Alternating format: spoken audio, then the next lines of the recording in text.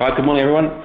My name is Geoff Hardwick and I'm the Principal Architect at Ultima for Modern Workspace, which really means I cover things like Office 365 and the desktop platforms, Windows 10 and Citrix, as well as all the kind of security that wraps around those services.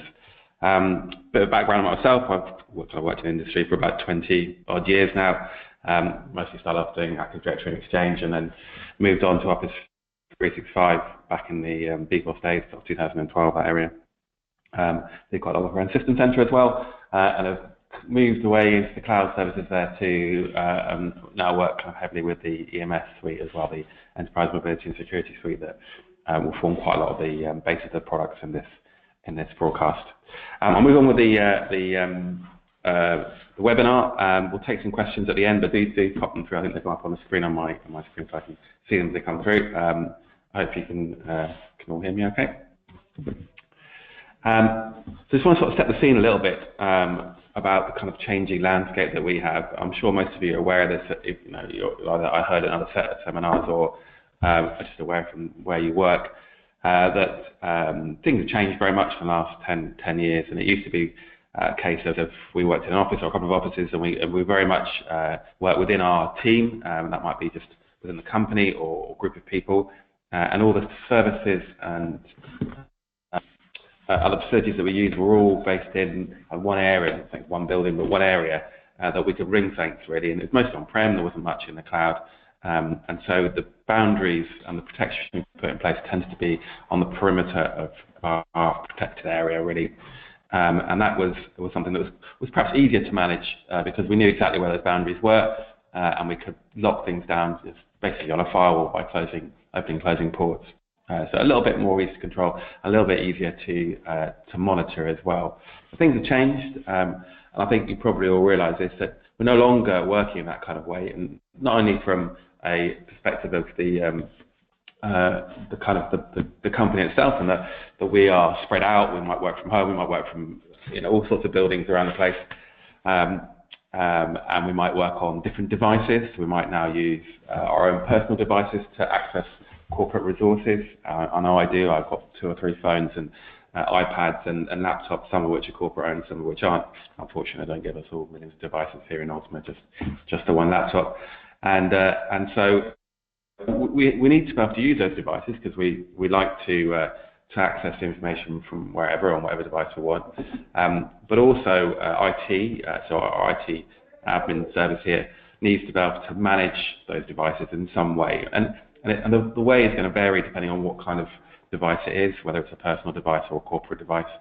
The amount of restrictions you can put on those devices is going to vary, and you want to make sure that the users are happy with those devices, that can carry on using them in the way that they were designed to be used, but at the same time make sure that they are secure. And that's really kind of some of the areas we're going to talk about today.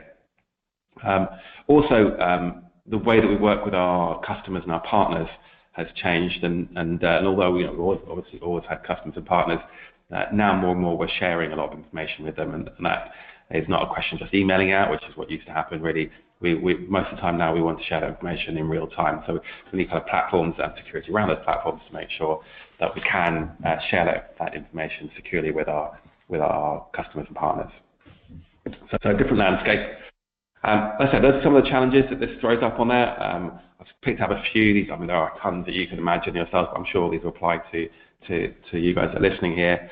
So data security, some key things in there. We want to make sure we protect data on the endpoints, whether it's in the cloud or in transit. We want to know who's accessing that data so we can monitor what's going on with it. We want to look at things like breaches, make sure that we can understand if someone is on a network. So we're monitoring the kind of tools and services that we have to make sure that we know if someone who shouldn't be there is looking around. That's not always easy, so we've got some challenges around that one. And that's going to be something that we need to do in real time rather than just a report once every now and again. It needs to be a real-time monitoring process for that one.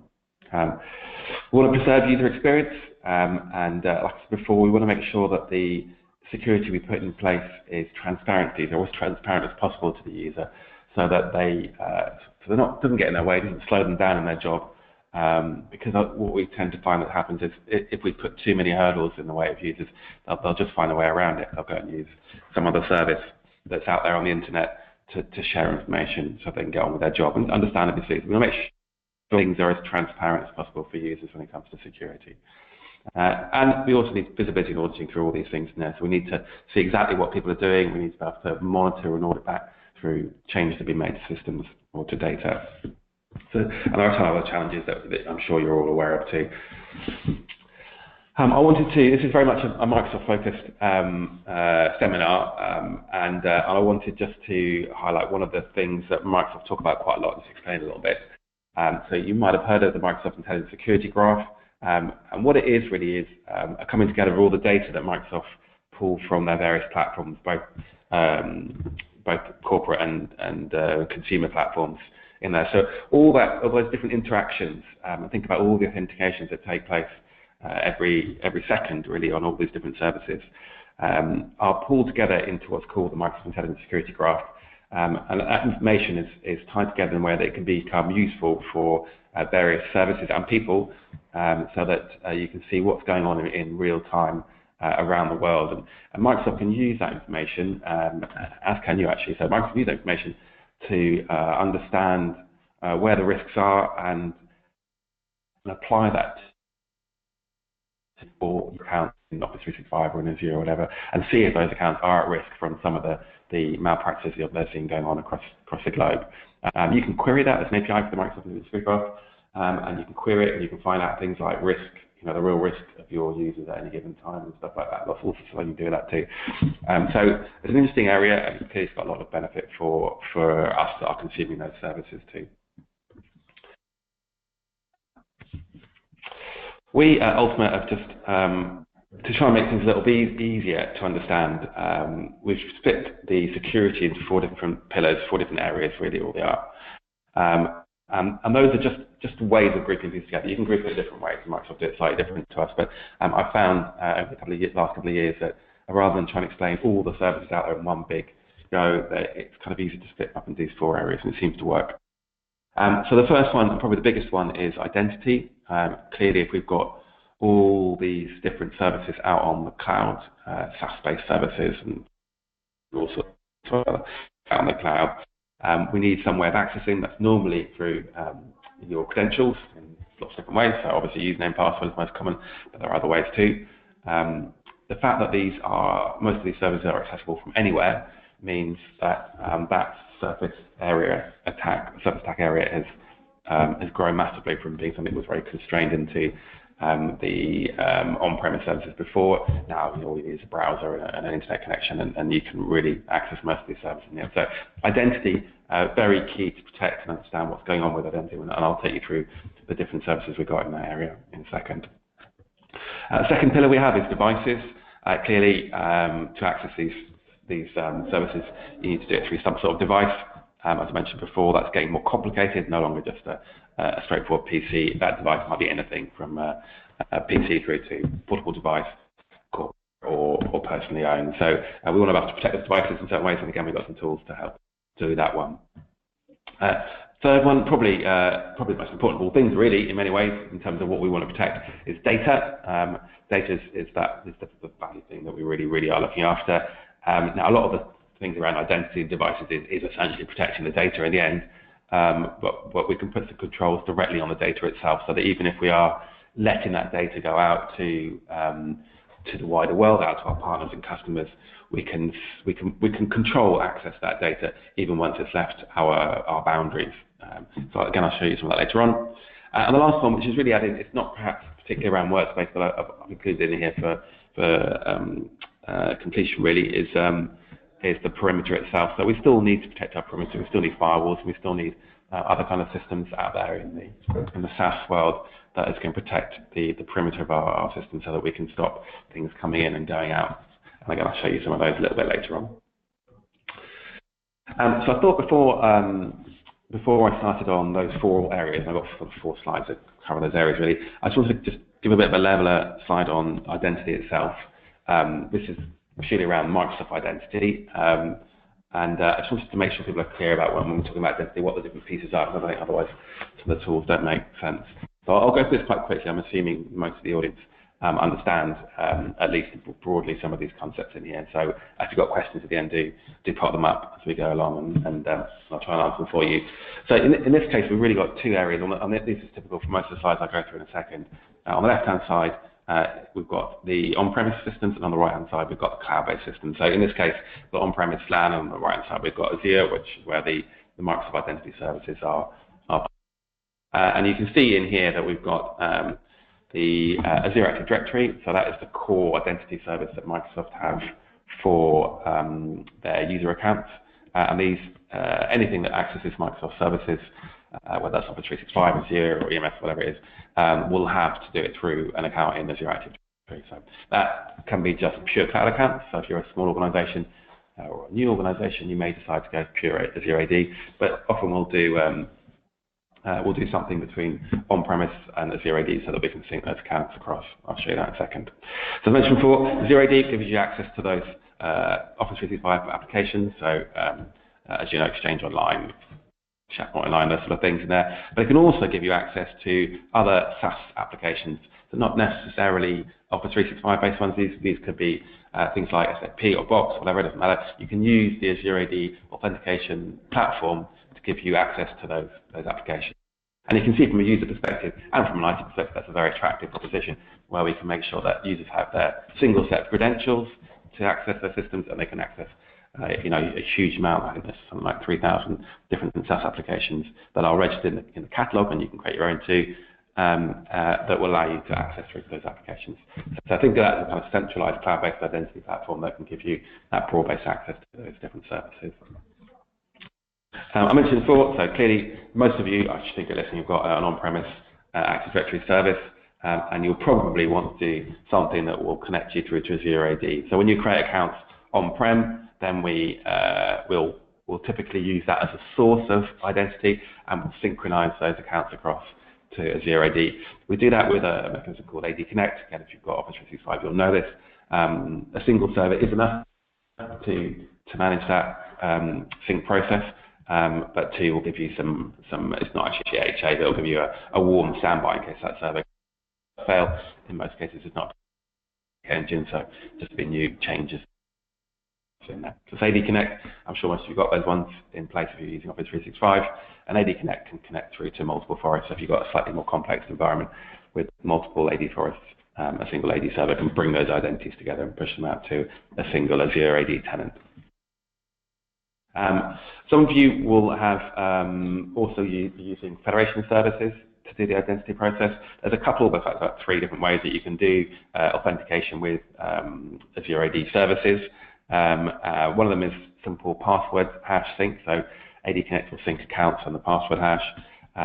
If you want the authentication to take place on premises, though, you can get a redirect through ADFS servers. So essentially what you do is you sync the accounts using AD Connect, but not the password hash.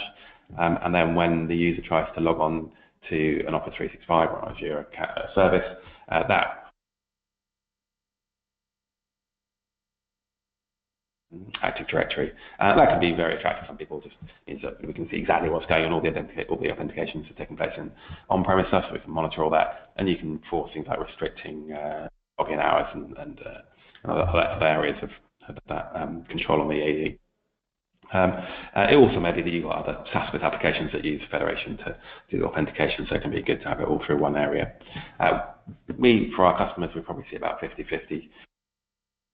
It's simpler to just needs to be highly available, because if one of those areas fails, then authentication to those services will not. So it's typically going to be a minimum of 4 servers. We're talking about DR as well. You can see the third option now, which is called pass-through authentication, will actually just need the AD Connect server, and the Azure AD can pass back the authentication through the AD Connect server to the domain controller. That's another option in that might be attractive for some of you. Some of the other areas in here, I just want to mention that you can also do an Azure AD join. So if you've just gone pure Azure AD, or you're kind of moving to just using Azure AD, then you can join devices now directly to Azure AD, including PCs, and there's a certain amount of management you can do from that area as well. So that's quite an interesting area. Something else which we don't see very often, but it's worth mentioning, is Azure Domain Services. Just you may come up and may be confusing. So what that allows you to do is it allows you to have a domain controller in your Azure infrastructure as a service area in Azure. So if the scenario here would be if you, let's say you wanted to put a service in Azure IaaS, and that service required domain authentication, but you didn't want to stretch your own domain to Azure IaaS, then you can use the Azure Domain Services to do the authentication process without having to into Azure. And the process of AD Connect Sync via Azure AD will sync up accounts that you want to sync right across to the Azure Domain Services.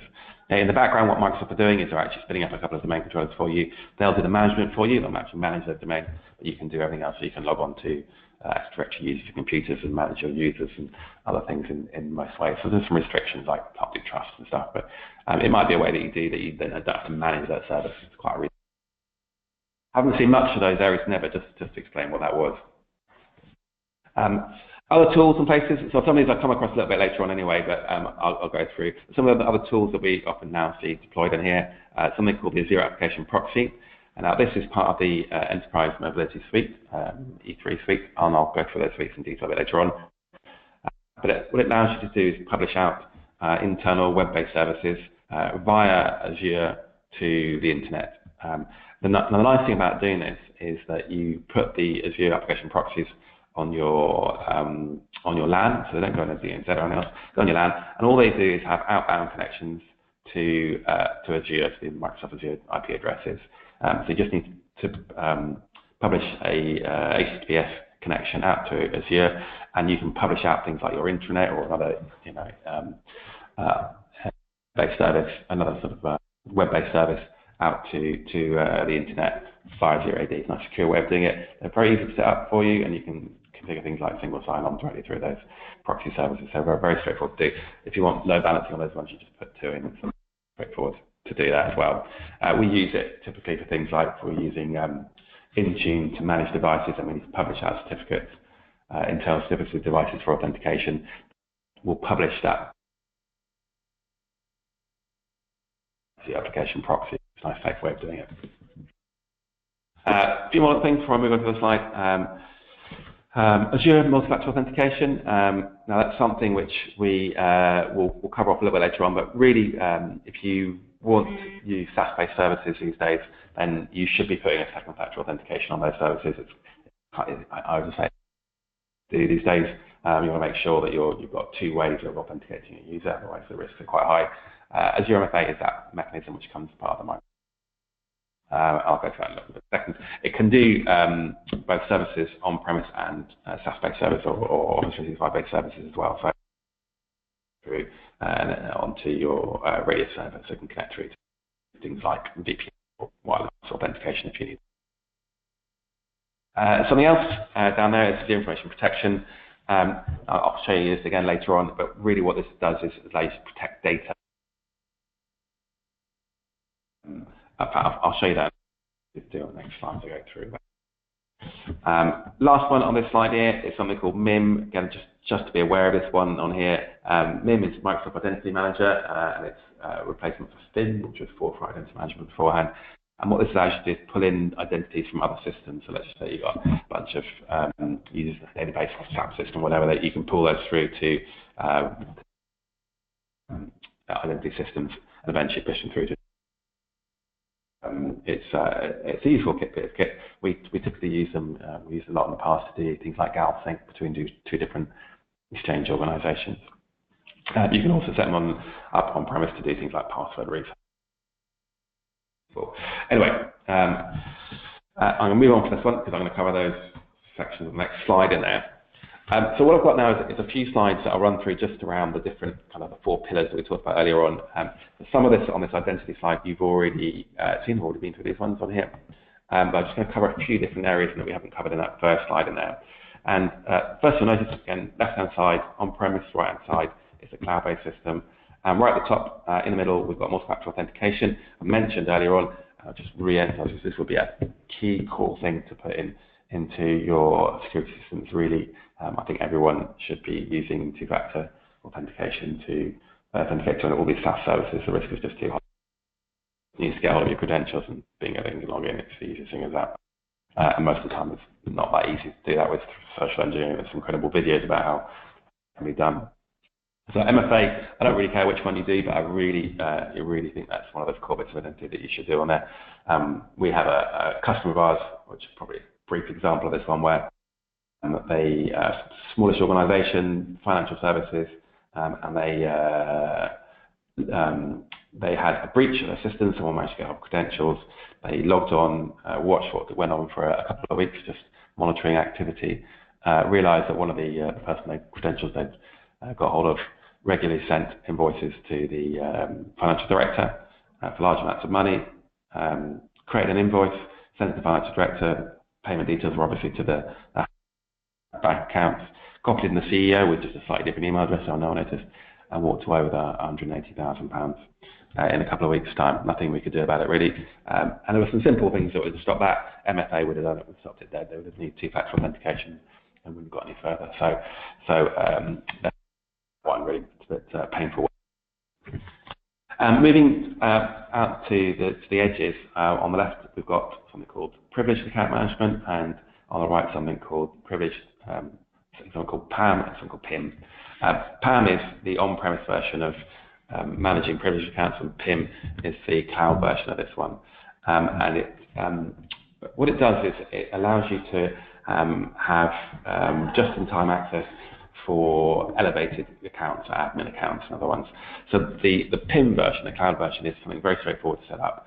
And what you do when you set these ones up is you basically say that you are eligible to be, let's say, a global admin here, and if you want to become a global admin, then you need to go to this site. You need to click on the button and say, I want to elevate my rights right now. It will take you through a process which may involve someone else saying, yeah, that's okay, or may just involve you putting in a reason for doing that. And then you'll get those rights for a limited amount of time. Again, that's all configurable. So maybe let's say for an hour you have global admin rights.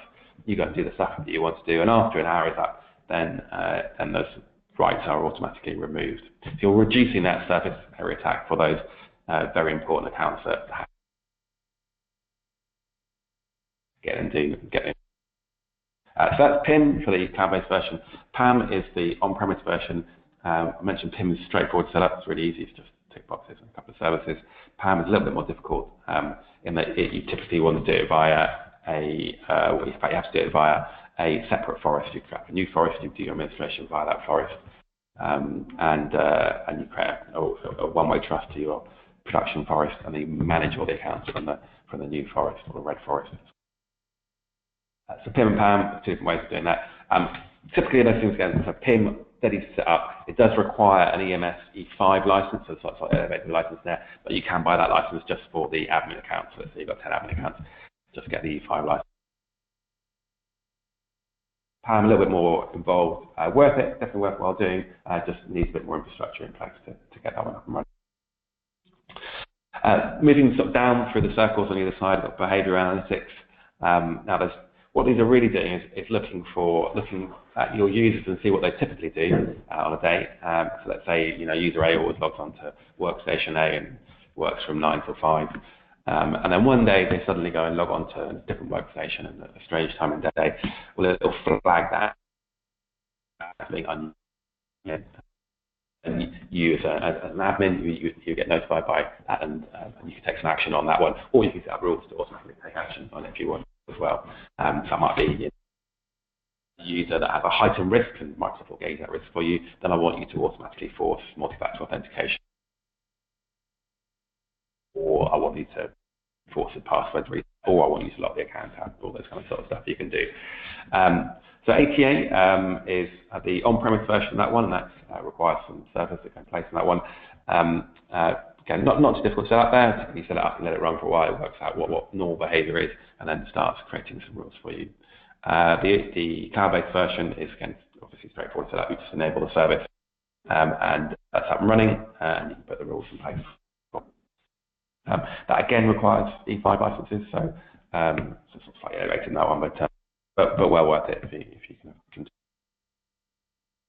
So behavioral analytics, there is something called Azure ATP, which is in private preview at the moment, which brings those two services together. So you get all the information from on-prem and cloud into one console. So that one is in private preview. We're going to try it out in Ultima in the next couple of weeks, actually. Here, we'll start seeing how that works.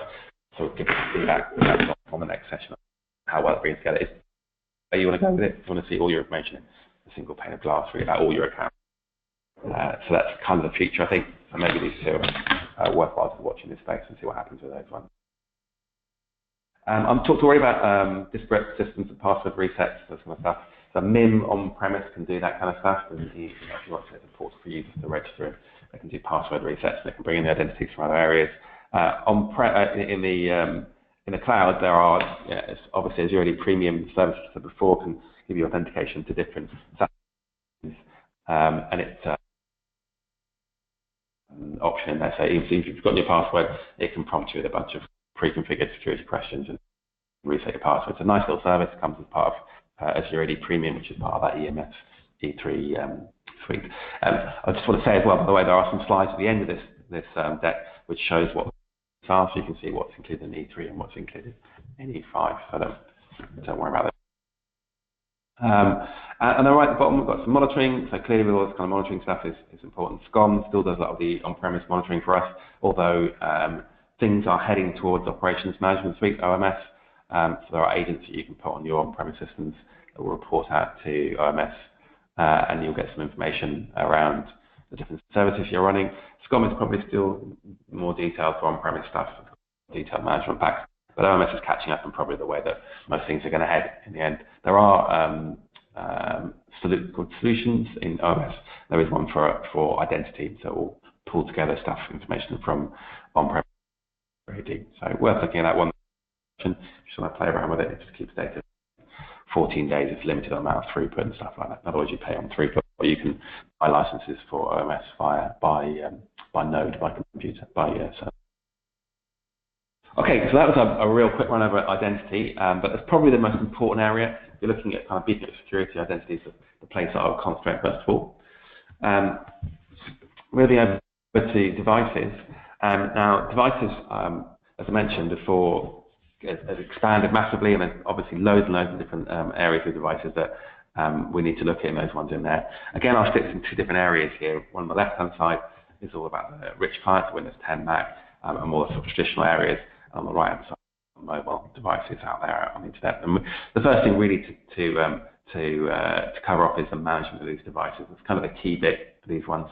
Now, typically in the Microsoft world, we would manage the on-premise systems or say domain join systems using System Center Configuration Manager. That's been around for a long time. It's a product I've delivered, I wouldn't say hundreds of times, but tens of times I've installed that one. Used the SMS a long time ago.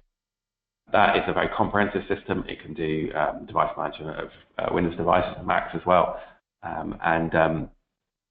It can do all sorts of things like delivering software, delivering images and stuff. Very comprehensive. Still a big place for it in the device management stack. So we wouldn't suggest that is disappearing.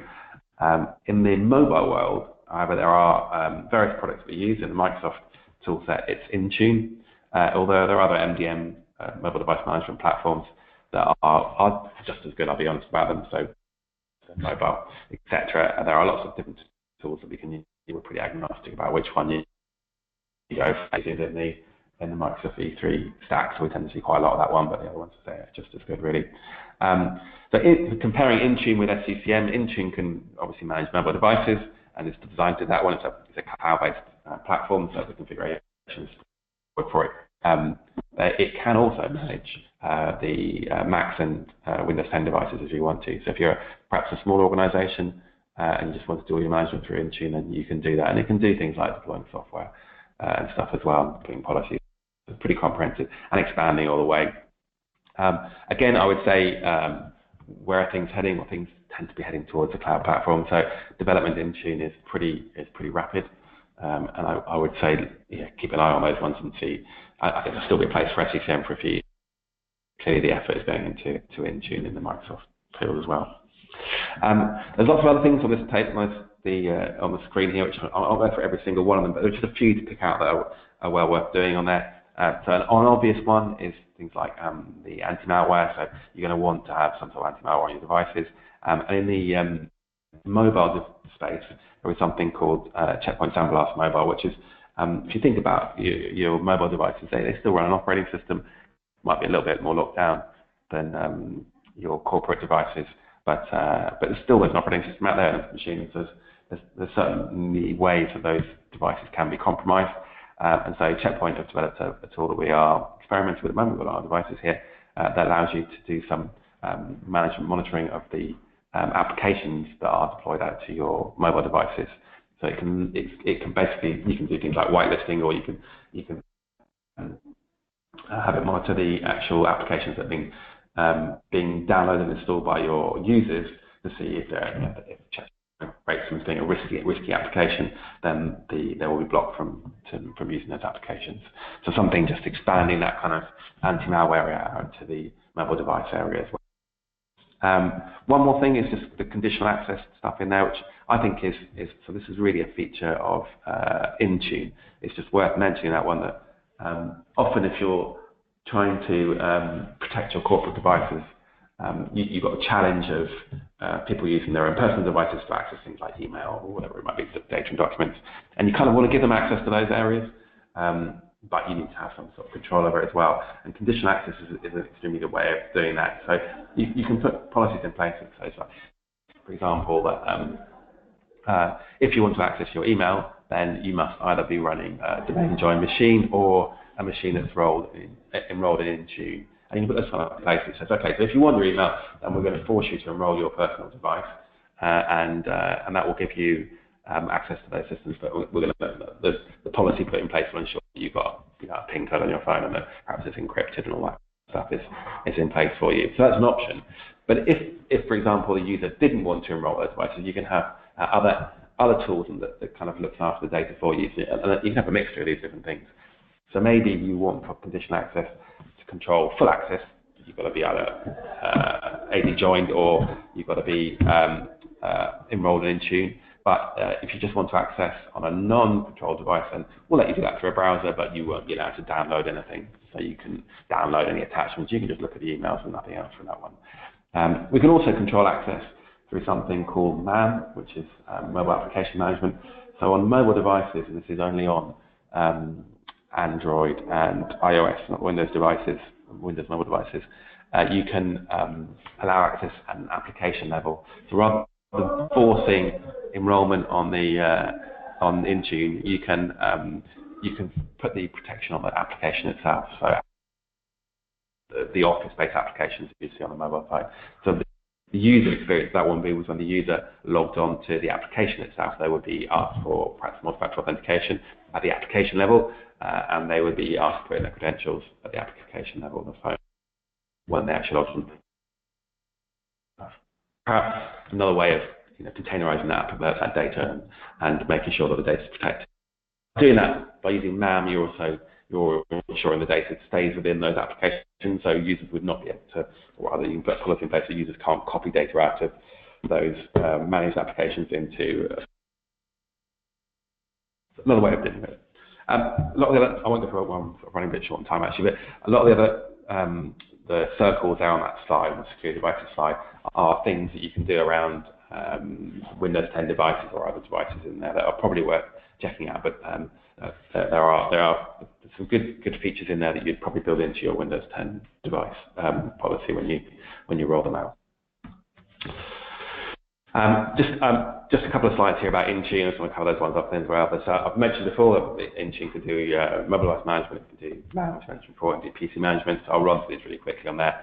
There's a couple of different ways that you can deploy it if you're looking at Intune. One is just standalone, so it can just literally be cloud-based and not connected to your on-premise systems.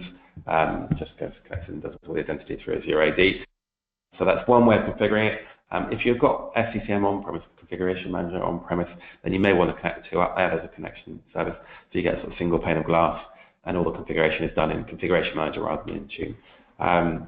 It's a difficult one to say which one we'd recommend. It actually has changed quite a few times in the years that we've been deploying Intune.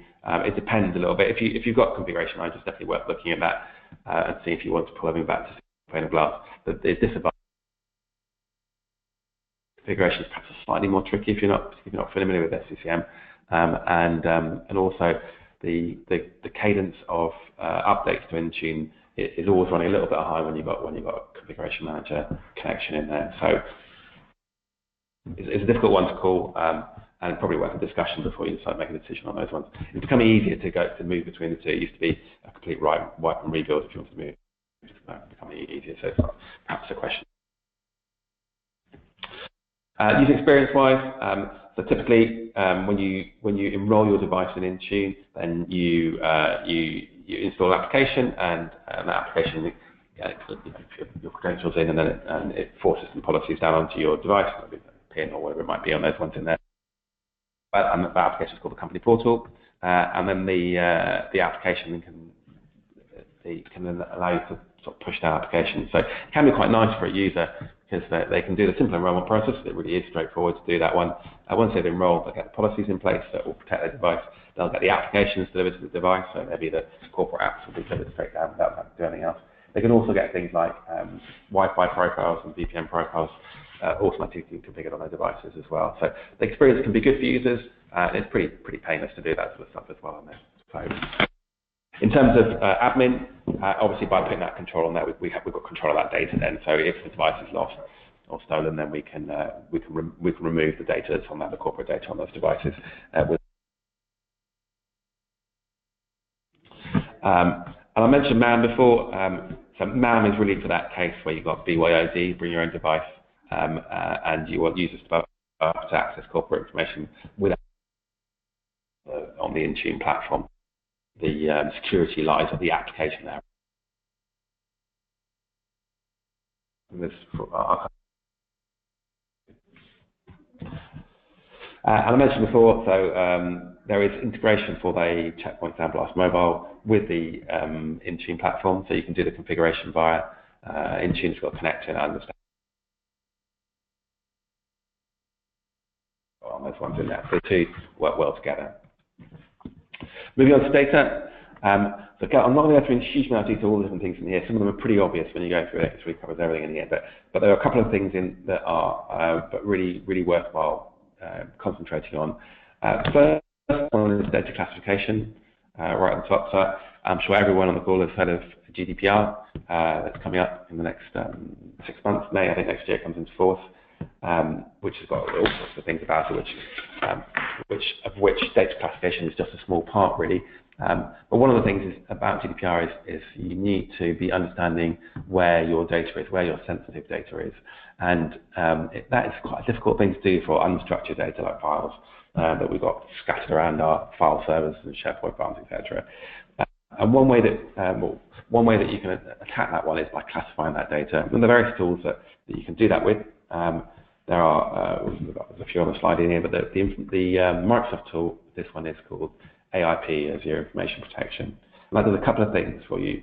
One is it can classify the data itself, and it can do that either manually. So you get a bar at the top of your screen that allows you to just manually press a button saying this is confidential, or this is customer-only data, or whatever.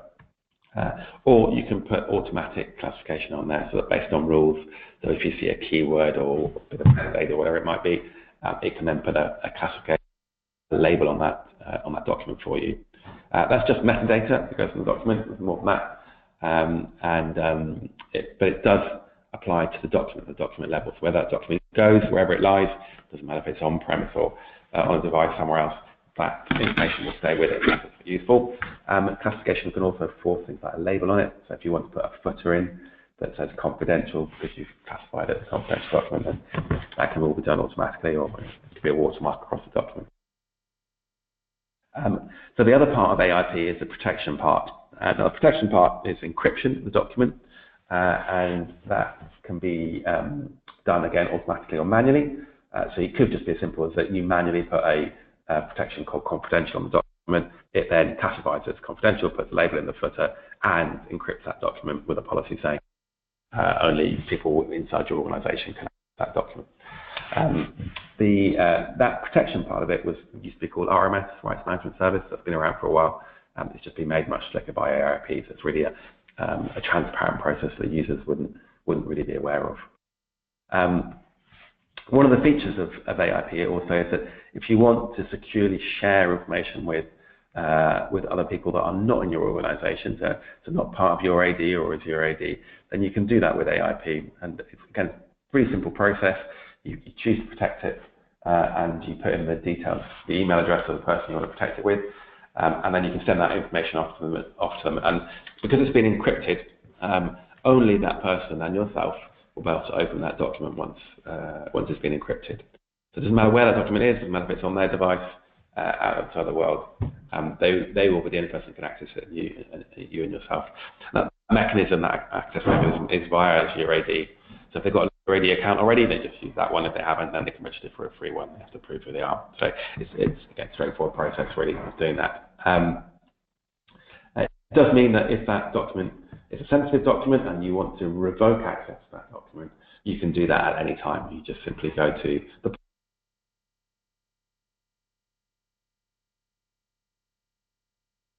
they will no longer be able to open that document. Doesn't matter where it is. So pretty handy. That's not anything there too.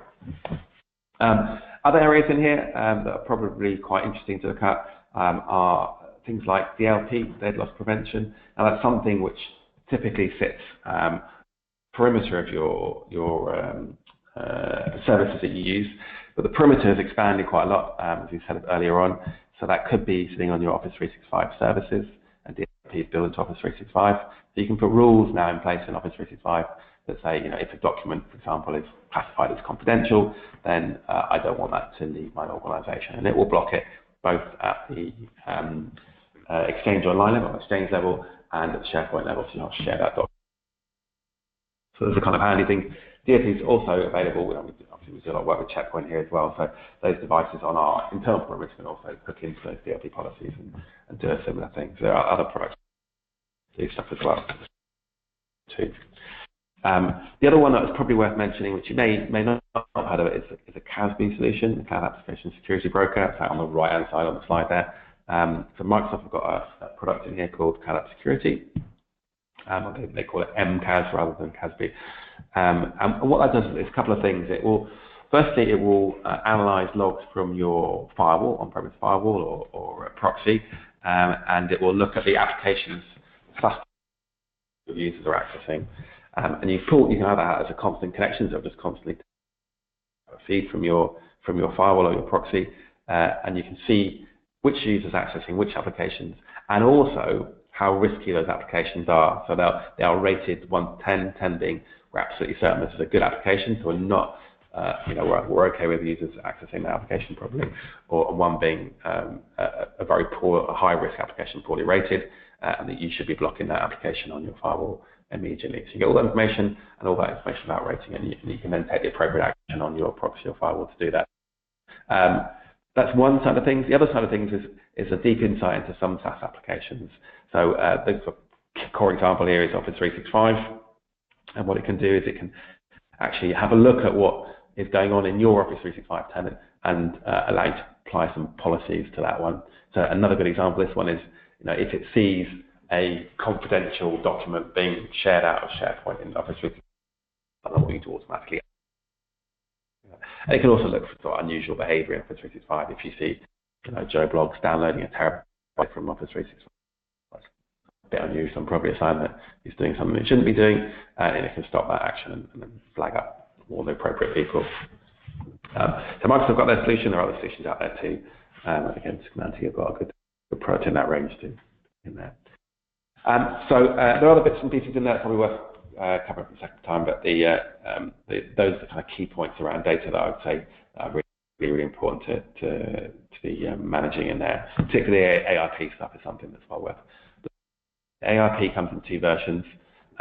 Confusing as ever, there's a P1 and P2, and the P1 comes with the MSE3, P2, which is more of the automated stuff, comes in the E5 version of that product suite.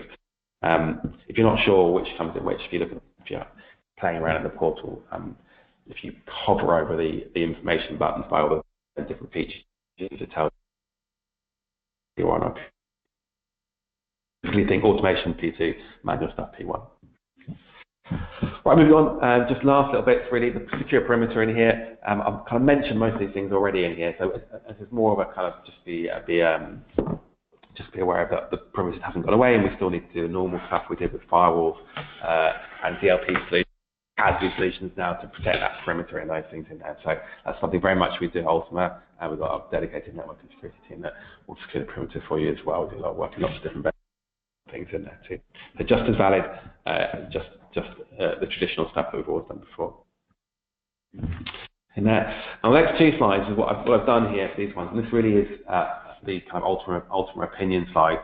Is I've pulled together what we think should be both the core and enhanced levels of security that you should be applying to your identity devices, data, and perimeter on there. So if you look at the slide, you'll see the 4 pillars that we mentioned before, and then stripes across those ones, you've got 2 bands of core and enhanced. So you can kind of get our idea of what we think should be part of your core system, so you really should have in there. And then the enhanced stuff is stuff that is definitely good to have, but perhaps as to the enhanced areas. First of all, I'm not saying that's gospel or anything. It's really just sort of our take on it. And we're probably going to move things around there as things change. And some of it's based a little bit on licensing too. There's a lot of the E3 stuff will be in core, and you know the secondary licensing, the more expensive licensing in. And it's not completely true. So things like PIM for your admin accounts, I would expect to be core. That's really kind of a core thing to have in there. So this slide is just the technology areas. The next slide is exactly the same thing, but this one is the Microsoft products in there, so you can map the products to the security area stuff in there too as well. So I hope there's a useful slides in there. Most of the things I find are quite useful to go through. You can perhaps identify stuff that you've got and then investigate the stuff perhaps you're missing and try and fill those gaps in there. Last couple of slides, probably glad to know. This slide here really is a bit of an Ultima slide about the sort of stuff that we do in this area. So one of the key services we've got in there is the Cybersecurity Assessment. So if you want to have someone independently come along to your organisation and do an assessment of your larger cybersecurity, the wider range, not just the workplace, or we can do something more specific around the workplace. We'll do a workplace security assessment as well to understand where the gaps are and highlight those in the report to you. It's something we offer. It's a fairly short engagement. We can do that one. We do specifics around security in Windows 10, 5, which are key areas of the workplace in there. So we'll look at those 2 specific areas and highlight, again, areas where we think you're perhaps vulnerable, and also what you do very well. And then there's a couple of areas which are perhaps more specific than that. Indeed, AIP, so we can do a proof of concept around AIP if you want to try it out. Just a quick 3D engagement. We'll actually set up in your production environment and pull some logs in from your firewall and just show you how that can be all set up and organized using AIP. It's quite good. Sorry, AIP is not the logs. That's just showing you how the actual process works in your document. Sorry. The Shadow IT workshop is using the CASB solution. That's the one that pulls the logs from your firewall, and we'll have a look at what SaaS applications people are using and get a bit of a feel about how your users are actually manipulating data, sharing stuff with other people in there. Well, so that's a couple of areas. We can do other stuff too. So if there's a particular area you're just interested in, you want to do a proof of concept around or try out or install whatever, we can do all that kind of stuff for you as well. We of course do normal technology deployments, so we do some very large implementations of all these things for different organisations. And we have managed service as well. So the stuff that we've been through today can be managed by the Ultima managed service as well. So if you ask just to take care of your security, that's something we can offer too. The enabling technologies, as mentioned before, most of the stuff is in that we talked about today is in the Enterprise Mobility and Security Suite, and that slide at the bottom there tells you which areas that we kind of went through today. And the last couple of slides for you, really just to go through, as mentioned before, these are the plans in there. So we've built one of the consultants in our group here. Just very confusing. I think he's right, and he's built this slide out of the different products and the different plans in which they contain. So it's quite a useful one. So it just gives you a good idea about what you can get with what plan. Okay. Most of the stuff again has been the Enterprise Mobility E3. A couple of things we mentioned before have been E5. That would be the CASB solution, the advanced features such as AIP, and things like PIM and Azure AD Identity Protection. E5 suites in there that are probably worth considering too. And the last one, just again for completion, really was some information around the wider suites. There's Office 365 in there, of the different suites. Again, they split them up into E3 and E5 suites in there, as well as now a new F1, sort of slightly cut down version, and also then the Microsoft 365 Enterprise. This used to be called SPE. They just rebranded it as Microsoft 365 or M365, which incorporates Windows 10, Office 365, and the EMS suites. And again, you can buy those in E3 and E5. Right, I think that is it in terms of the deck we've gone through. I've probably got to run a little bit over. Yeah, I have indeed. I hope that was of interest. I'm not quite sure how to see the. If there are any questions coming up on here.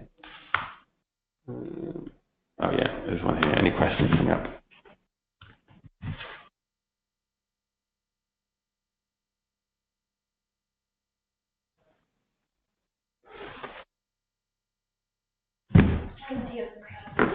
Oh, yeah. Sure. Screen was showing. Doesn't matter. Doesn't really matter.